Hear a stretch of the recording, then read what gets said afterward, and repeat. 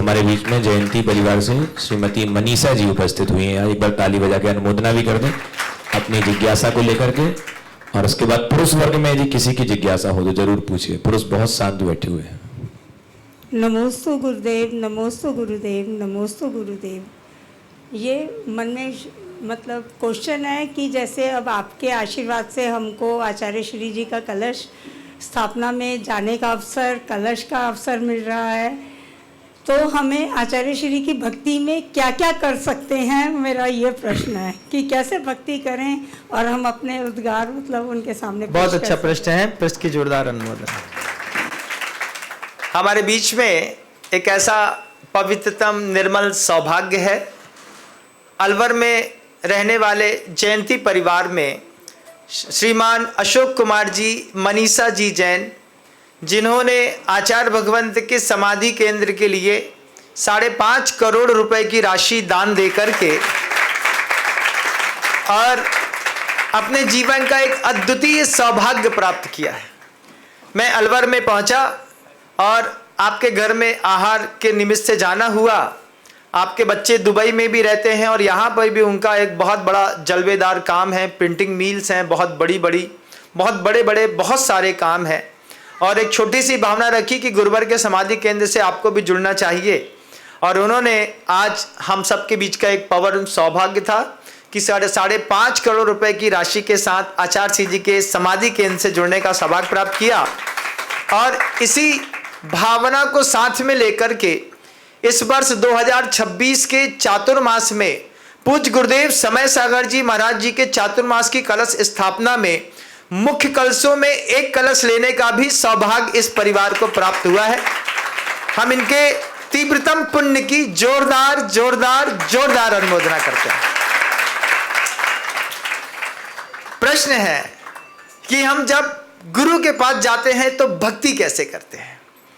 पूज्य गुणेषु अनुराग भक्ति, जो बड़े होते हैं उनके गुणों में अनुराग करने का नाम भक्ति होता है।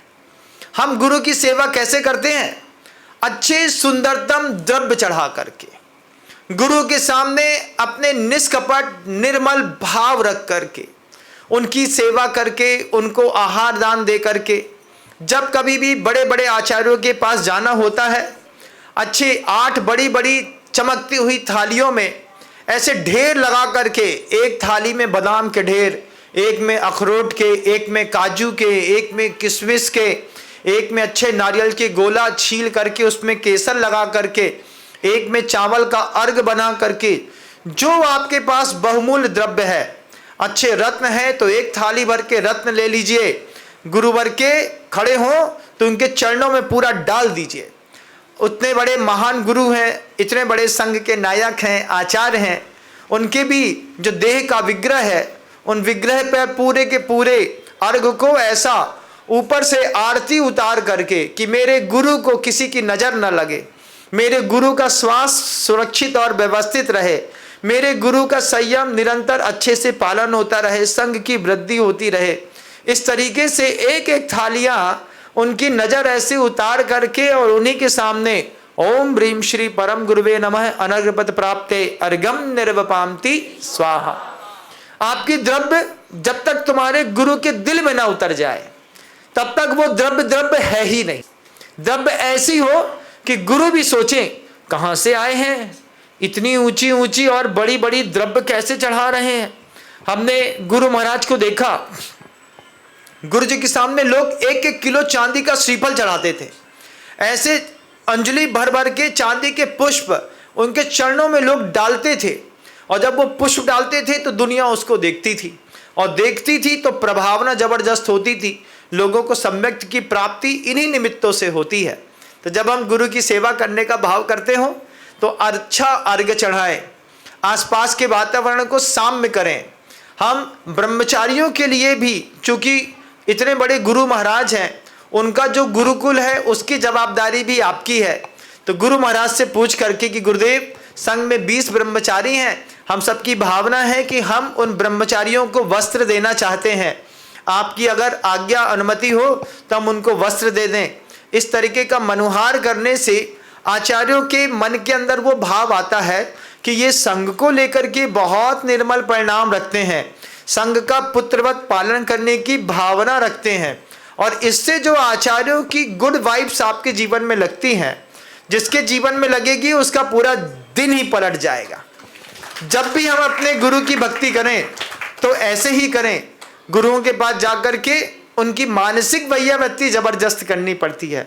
भगवान मैं आपका ही हूँ, मेरे लिए कोई योग्य सेवा हो तो मुझे अवश्य कह दीजिए, जिससे मेरा जीवन भी धन्य हो जाए। ऐसे मीठे शब्दों में कह करके अपना अनुग्रह उनके चरणों में रखना पड़ता है। मैं आपका हूँ, आपके लिए हूँ, मेरे लिए कोई काम हो तो आप मुझे अवश्य बताइए, जिससे मेरा जीवन धन्य होगा। उनको लगेगा कितने विनीत भावों के साथ हमारे सामने ये अपना भाव रख रहे हैं, और उनको लगेगा कि आपके योग्य कोई काम है तो वो निश्चित रूप से आपसे कहेंगे। गुरु के बारे में हमेशा ध्यान रखिएगा। गुरु जब हम कोई भी बनता है, जैसे एक छोटी सी बंदूक की गोली, जब तक उसमें 90 प्रकार के टेस्ट ना हो जाए तब तक वो गोली नहीं बनती। ऐसे ही जब कोई साधु बनता है तो साधु के भी 100 प्रकार के टेस्ट लेते हैं आचार्य महाराज। इस साधु को जीवन में अपने लिए कुछ नहीं चाहिए। जब कभी भी कोई भी गुरु आपसे किसी चीज की बात करेंगे, उसमें देव की, शास्त्र की और गुरु की वृद्धि के अलावा तीसरी कोई बात होगी ही नहीं। जब कभी भी आपसे कोई दान की बात करे और उसमें गुरु हो, उसमें शास्त्र हो या कोई मंदिर हो, तो निश्चित मानिए कि आपके तीव्र पुण्य का उदय है कि आपसे कहा जा रहा है। इस तरीके से जब गुरु महाराज आपसे कोई आदेश दें, आपको कोई संकेत दें, आपकी सामर्थ्य हो, उसको भी पूरा करके आप अपने गुरु महाराज की भक्ति कर सकते हैं। उनके आदर्शों और सिद्धांतों को दूर तक फैला करके भी हम गुरु के संग की, निर्मल पवित्र संग की वैयावृत्ति करके असीम पुण्य लाभ कर सकते हैं, जो आप लगातार कर ही रहे। नमोस्तु गुरुदेव।